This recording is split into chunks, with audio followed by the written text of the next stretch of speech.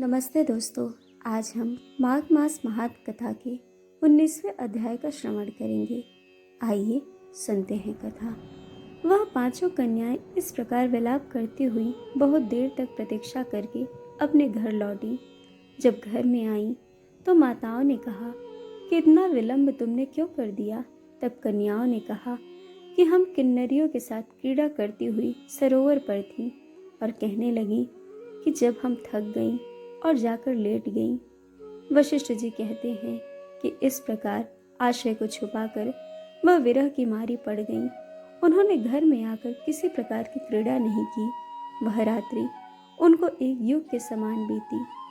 सूर्य नारायण के उदित होते ही वह अपने आप को जीवित मानती हुई माताओं की आज्ञा लेकर गौरी पूजन करने वह कन्याएं वहां पर जाने लगी। उसी समय ब्राह्मण भी स्नान करने के लिए सरोवर पर आया।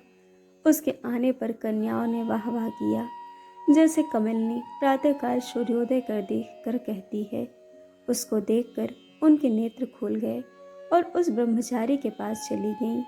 आपस में एक दूसरे का हाथ पकड़कर चारों तरफ से उसको घेर लिया और कहने लगी कि मूर्ख, उस दिन तो भाग गया था लेकिन आज नहीं भाग सकता। हम लोगों ने तुमको घेर लिया है।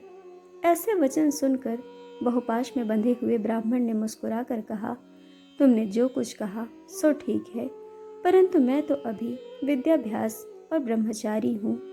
गुरुकुल में मेरा विद्याभ्यास पूरा नहीं हुआ है। पंडित जी को चाहिए कि जिस आश्रम में रहें उसके धर्म का पालन करें। इस आश्रम में मैं विवाह करना धर्म नहीं समझता। अपने व्रत का पालन करके और गुरु की आज्ञा पाकर ही विवाह कर सकता हूँ, उससे पहले नहीं। यह बात सुनकर कन्याएं बोली कि जैसे बैशाख में कोयल बोलती है। वह कहने लगी कि धर्म में अर्थ और अर्थ में काम और काम से धर्म के फल का प्रकाश होता है। ऐसा ही पंडित और लोक शास्त्र कहते हैं। हम काम सहित धर्म की अधिकता से आपके पास आई हैं, सो आप पृथ्वी के सब भोगों को भोगिए। उस ब्राह्मण ने कहा कि तुम्हारा वचन सत्य है, किंतु मैं अपने व्रत को समाप्त करके ही विवाह कर सकता हूँ, पहले नहीं कर सकता। तब वे कन्याएं कहने लगी कि तुम मूर्ख हो। अनोखी औषधि, ब्रह्म बुद्धि, रसायन सिद्धि, अच्छे कुल की सुंदर नारियां तथा मंत्र जिस समय प्राप्त हो तब ही ग्रहण कर लेना चाहिए। कार्य को टालना अच्छा नहीं होता। केवल भाग्य वाले पुरुष ही प्रेम से पूर्ण, अच्छे कुल से उत्पन्न, स्वयं वर चाहने वाली कन्याओं को प्राप्त होते हैं। कहाँ हम अनोखी नारियां, कहाँ आप तपस्वी बालक। यह बेमेल का मेल मिलाने में विधाता की चतुराई ही है। इस कारण आप हम लोगों के साथ गंधर्व विवाह कर ले। इसके ऐसे वचन सुनकर धर्मात्म ब्राह्मण ने कहा कि व्रती रहकर इस समय विवाह नहीं करूँगा, मैं स्वयंवर की इच्छा नहीं करता। इस प्रकार उसके वचन सुनकर उन्होंने एक दूसरे का हाथ छोड़कर उसको पकड़ लिया। सुशील और सुरस्वरा ने उनके भुजाओं को पकड़ लिया। सुतारा ने आलिंगन किया और चंद्रिका ने उसका मुख चूम लिया। परंतु फिर उसने क्रोधित होकर उनको श्राप दिया कि तुम डायन की तरह मुझसे चिपटी हो, इस कारण पिशाचिनी हो जाओ। ऐसे श्राप देने पर वह उसको छोड़कर अलग खड़ी हो गई। उन्होंने कहा, हम निरपराधियों को वृथा क्यों श्राप दिया। तुम्हारी इस धर्मज्ञता पर धिक्कार है। प्रेम करने वाले से बुराई करने वाले का सुख दोनों लोकों में नष्ट हो जाता है। इसीलिए तुम भी हम लोगों के साथ पिशाच हो जाओ। तब वे आपस में क्रोध से उस सरोवर पर पिशाच पिशाचिनी हो गए और बस पिशाच पिशाचिनी कठिन शब्दों से चिल्लाते हुए अपने कर्मों को भोगने लगे। वशिष्ठ जी कहने लगे कि हे राजन, इस प्रकार वह पिशाच उस सरोवर के इधर उधर फिरते रहे।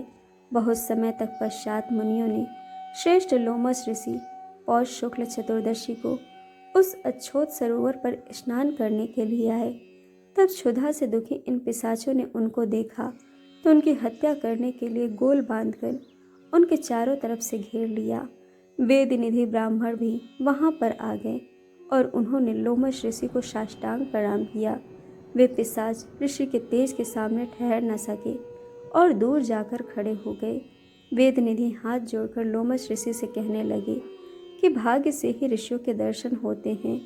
फिर उन्होंने गंधर्व कन्या और अपने पुत्र का परिचय देकर सब वृत्तांत सुनाया और कहा कि हे मुनिवर, यह सब ही श्राप मोहित होकर आपके सम्मुख खड़े हैं। आज इन बालकों का निस्तार होगा, जैसे सूर्योदय से अंधेरे का नाश हो जाते हैं। वशिष्ठ जी कहने लगे कि पुत्र के दुख से दुखी हुए वेद निधि ब्राह्मण के ऐसे वचन सुनकर लोमश ऋषि के नेत्रों में जल भर आया और वेद निधि से कहने लगे कि मेरे प्रसाद से बालकों को शीघ्र स्मृति पैदा हो। मैं उनका धर्म कहता हूँ, जिससे इसका आपस का ज्ञान विलीन हो जाएगा। तो दोस्तों, इस प्रकार माघ मास महात्म कथा का 19वां अध्याय पूर्ण हुआ। कथा आपको कैसी लगी यह हमें कमेंट करके ज़रूर बताइएगा और चैनल को सब्सक्राइब, वीडियो को लाइक शेयर करना बिल्कुल मत भूलिएगा। वीडियो देखने के लिए आप सभी का बहुत बहुत धन्यवाद। जल्द मिलेंगे कथा के अगले अध्याय के साथ।